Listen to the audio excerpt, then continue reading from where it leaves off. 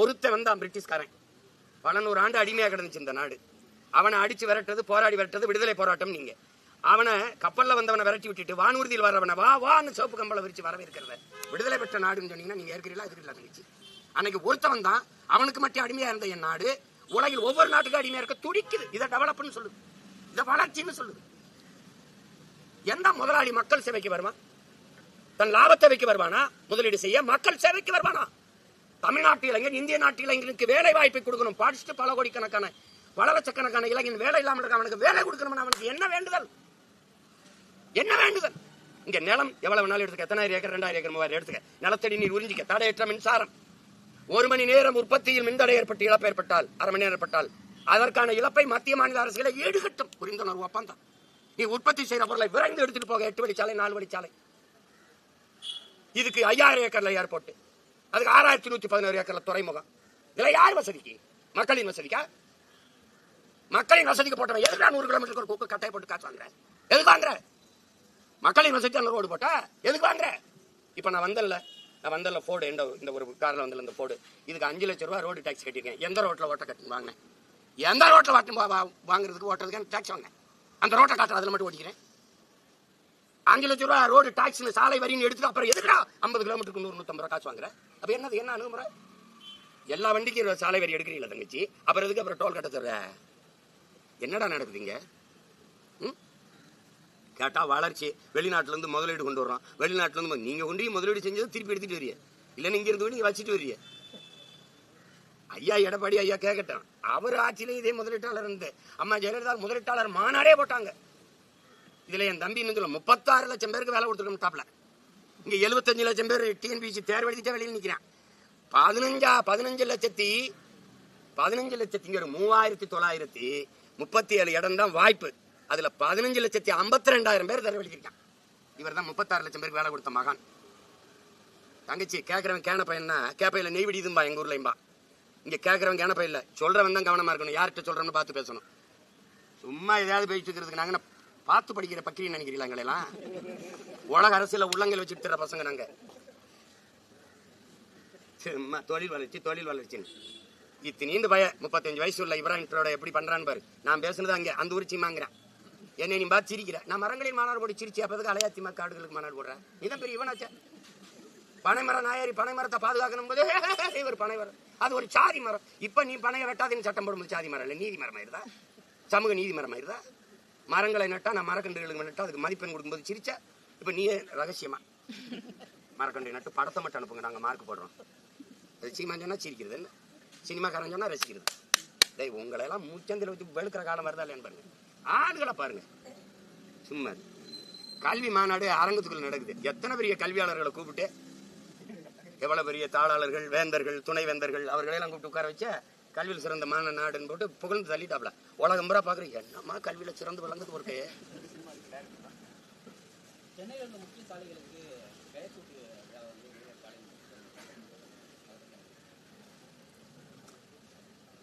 அழிச்சுக்க. என்ன வெங்கத்தில் தர இந்த கடற்கடற்கரை கால கிழக்கு கடற்கரை சாலை இருக்குல்ல, அது உண்மையான பேர் தெரியுமா? ராஜராஜன் பெருவீதி. வரலாற்றுல பேரு ராஜராஜன் பெருவீதி. அதுக்கு ஐயா வச்ச பேர் என்ன தெரியுமா? ராஜீவ் காந்தி சாலை. அது கிழக்கு கடற்கரை சாலைன்னு வச்சிருந்துருக்கலாம். இப்போ வச்சிருக்க பேர் என்ன தெரியுமா? ஐயா கருணாநிதி அவர்கள் பேரை வச்சிருக்காப்புல. எங்க ஊர்ல தம்பி 80 வயசு 85 வயசு போனா என்ன கேட்டாலும் கொடுக்க ஆரம்பிச்சிரும். சாரம் கேட்டா கொடுப்போம், கறி சாப்பிட்டா கேட்டாலும் கொடுப்போம், மீன் கருவாடி எது கேட்டாலும் கொடுப்போம். ஏன்னா எங்க அப்பா தாத்தாலாம் சொல்லுவோம், பெரியவங்களா விடுப்பான்னு ஒரு 4-5 சந்தைக்கு இருப்பாப்ல. அது நல்லது உள்ளதை கொடுங்கப்பா, கடைசி காலத்துல வாய்க்கு ருசியா சாப்பிட்டு போட்டுங்க. அப்படி இன்னும் கொஞ்ச நாள் இருக்க போறாங்க. அவங்க இஷ்டத்துக்கு பேரை வச்சுட்டு போக வேண்டியதுதான். நீங்க நாடக உலகின் தந்தை சுவாமி சங்கரதாசன் என் தாத்தனுக்கு பேர் இருந்ததுல, அந்த கலைமண்டலத்து பேர் எதுக்கு மாத்தினீங்க? எல்லா சிலையும் தெருவில் இருக்கு, எங்க தமிழ் தாய் சிலை எதுக்கு இடிச்ச? அப்ப சேட்டை தானே. ஜல்லிக்கட்டுக்கும் ஐயா கருணாநிதிக்கு என்ன சம்பந்தம் இருக்கு? எதுக்கு அந்த வளாகத்துக்கு ஏன் தாத்தா முகத்தை ஒரு பேர் வைக்கல?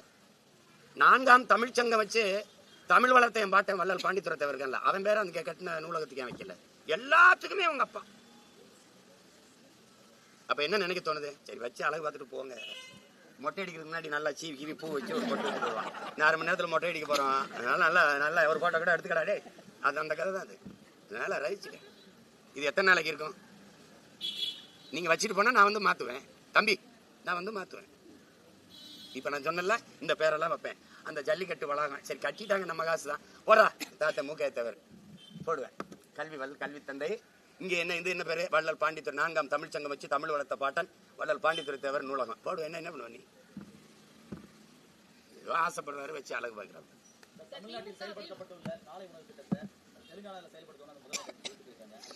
அவரை நினைச்சு நான் வருந்துறேன். நாங்க தான் சோத்துக்கு செத்த பயமக்களா இருக்காங்க, அவங்களாவது தன்மானத்தோட வாழ விடணும். காலை உணவு உப்புமா தானே, நீ வரையா போமா 2 பேரும். ஆனா சொல்லாம போகணும், சொன்னா மாத்தி வாங்க. காலையில 5 நாள் உப்புமாங்க. அதனாலதான் நான் சொன்னேன் இது உப்புமா கம்பெனி.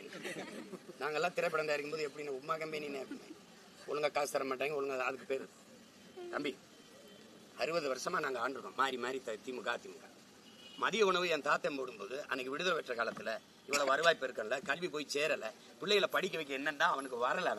அவனுக்கு ஆடு மாடு மேய்க்க போனதான் சாப்பாடு, படிக்கணும்னா என்ன பண்றது, ஒரு வேளை சாப்பிடணும்னு நாங்க ஆடு மாடு மேய்க்க போகலைன்னா எப்படி சாப்பிடுறதுன்னு கேட்டான். சரி சாப்பாடு போட்டா வருவானா, சரி நோட்டு புத்தகம் வாங்கல, நோட்டு புத்தகம் தாரேன், சீருடையில போட்டுக்கிற துணிமணியில சீருடையும் தாரேன் அப்படி சொல்லி அவன் படிக்க வச்சான்னா அன்னைக்கு தேவை இருந்தது. 60 அவனுக்கு பின்னாடி இவ்வளவு காலம் ஆண்டு விட்டு காலை உணவு சாப்பிட்டுட்டு வர முடியலடா என் மகனும் பள்ளிக்கூடத்துக்கு. அப்ப எவ்வளவு வறுமையில என் ஆத்தால அப்படி வச்சிருக்க. காலை ஒரு உணவு சாப்பிட்டுட்டு வீட்டுல இருந்து வர முடியல, இங்க வந்துதான் சோறு போடுறேன்னு பெருமையா பேசுறேன். எல்லாருக்கும் சோறு 1000 ரூபாய் காசு பஞ்சப்படி. ஒரு பராரி கூட்டமா துப்புரவு பணியாளர்னா காலை உணவு போடுறோம் உங்களுக்கு. இது எப்படி பாக்குறது? இது ஒரு சேவைன்னு பாக்குறியா? இந்த மானங்கட்ட கூடத்துக்கு ஒரு வேலை சோத்தை போட்டு கையில் 500 ரூபாய் கொடுத்தீங்கன்னா போதும்னு நினைக்கிறியா? எப்படி எடுத்துக்கிறது? இந்த ரேவந்த் ரெட்டியை நான் மதிக்கிறேன், அதுக்காக இதை போய் செய்வேன்லாம் அந்த நேரத்தில் புகழணும்னு பேசிட்டாப்ல, அது செய்ய மாட்டான். அவன் சாதி வாரி கணக்கெடுக்க எடுப்பான்ல மானஸ்தன், இவர் எடுப்பாரா? கேட்கறதுக்கு பதில் சொல்லு. கூட்டணி தானே வச்சிருக்க. இங்க பெரியார் பிறந்திருக்காரு, சமூக நீதியை நீட்டிட்டார் காட்டிட்டாருங்களே, அதான் இங்க பிறக்கலை எடுக்கிறேன். அதே கூட்டணி வச்சிருக்க சீதாராமையா 24ஆம் தேதிக்குள்ள எடுத்து முடின்ற. அங்க பெரியாருக்கு உங்க பேர் சொல்ற பெரியாருக்கு ஒன்றும் சம்பந்தம் இல்லாத நிதிஷ்குமார் எடுக்கிறேன். எல்லாத்துக்கும் மத்திய அரசை சாட்டி விடுறது. நிதி தரல, நான் என்ன பண்றது? 40 பாராளுமன்ற உறுப்பினருக்கு நாக்கு வலிக்க எதுக்கு வென்று போனீங்க?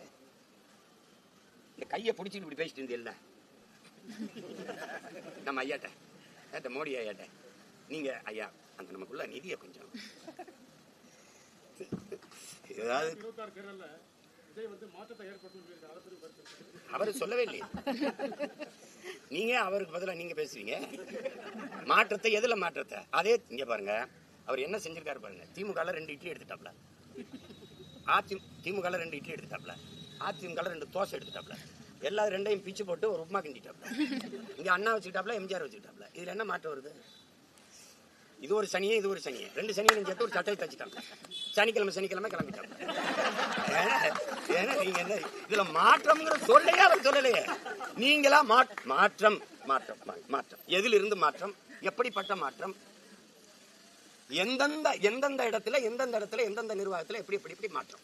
கல்வி இப்படி இருக்கு இப்படி மாத்துறேன், மருத்துவம் இப்படி இருக்கு இப்படி மாத்துறேன், அப்படி ஏதாவது ஒண்ணு சொல்லுங்க. மாற்றம்னா என்ன? அவர் சொல்லவே இல்லை. நாங்க மாற்றம் கட்டுறோம்ல, அவரே சொல்லிட்டாரு. அதெல்லாம் நாங்க பேச மாட்டோம், நாங்க ஸ்ட்ரைட்டா பாயிண்ட்க்கு வந்துரும். இதுவரை ஒரு பாயிண்ட்டுக்கும் இல்ல, 2 பாயிண்ட்டுக்கு பேசுறாப்புல. நாளைக்கு வந்து கரூர் பேசி நாமக்கல் 2 பாயிண்ட். அதான் அவருடைய பாயிண்ட்னா என்ன? நாங்க சாத்தியம் இல்லாததை பேச மாட்டோம் அப்படின்னு. சாத்தியத்தை தான் பேசுவோம். எது சாத்தியம்? அவருக்கு சொல்லிக் கொடுங்க. எது ஒன்றும் சாத்தியத்திலிருந்து பிறந்ததில்லை, தேவையிலிருந்து தான் பிறக்குது. சாத்தியம் இல்லாத ஒன்றை சாத்தியப்படுத்துவதற்கு பேர் தான் சாதனை. சாதாரணமான மக்கள் அசாதாரணமான ஒன்றை கனவு காண்பதற்கு பேர் தான் புரட்சி. அதுதான் முயற்சி, அதுதான் ட்ரீம், அதுதான் கனவு. அது சொல்லிக் கொடுக்கணும். அவர் அதெல்லாம் சொன்னா கேட்கிற மாதிரி இல்ல. அண்ணன் சொல்றாரு, என்ன சொல்றாரு கேட்போம்ட்டு விமர்சிக்கிறாரு. இது விமர்சிக்கிறது இல்ல. இப்ப சரி விட்டுருவோம். நான் 2010 கட்சி ஆரம்பிச்சேன். இப்ப 26 வரைக்கும் வந்து 26 தேர்தலில் நிக்க போறேன். எனக்கு என்ன ஆட்சி 5 வருஷம் கொடுத்து நான் அதை அழிச்சேனா, நாட்டை கொள்ளையடிச்சேனா, ஊழல் லஞ்சத்துல ஊறி தெளிச்சனா, மலையை வெட்டினா, மணல் அள்ளனா, கொலை பண்ணனா, கொள்ளையடிச்சனா, என்ன செஞ்சேன்? என்ன எதுக்கு எல்லாரும் விமர்சிக்கணும் சொல்லு? அதிகாரத்துல இருக்கிறவன், அநியாயம் செய்யறவன், ஊழல் லஞ்சத்துல ஊறி திளைக்கிறவன், வளத்தை சுரண்டி கொள்ளையடிக்கிற கொடுக்கிறவனை பேசாது, எந்த விமர்சனம் வைக்காது. இதையெல்லாம் தடுக்க போராடுற எங்கள் மேல விமர்சனம் வைக்க காரணம் என்ன? எல்லாரும் எதிர்க்கிறாங்களா? காரணம் என்ன? நாங்களே அதை பொருட்படுத்துறது இல்லை. ஏன்னா விமர்சனத்தை தாங்க முடியாதவன் விரும்பியதை அடைய முடியாது.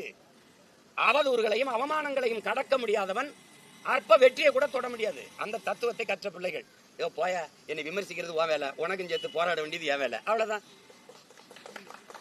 நாங்க ஏற்றுக்கொண்ட கோட்பாடு விமர்சனத்தை உரமாக்கு, அதன் லட்சியத்தை மரமாக்கு. வேர்க்காம விளையாட முடியாது, விமர்சனம் இல்லாம வளர முடியாது. விமர்சிக்கிறவன் என்னை பார்த்து பயப்படுறான், இவன் அதிகமா விமர்சிக்கிறான், ரொம்ப பயப்படுறான். அவ்வளவுதானே. கேட்கறதுக்கு பதில் தான் சொல்லணும்.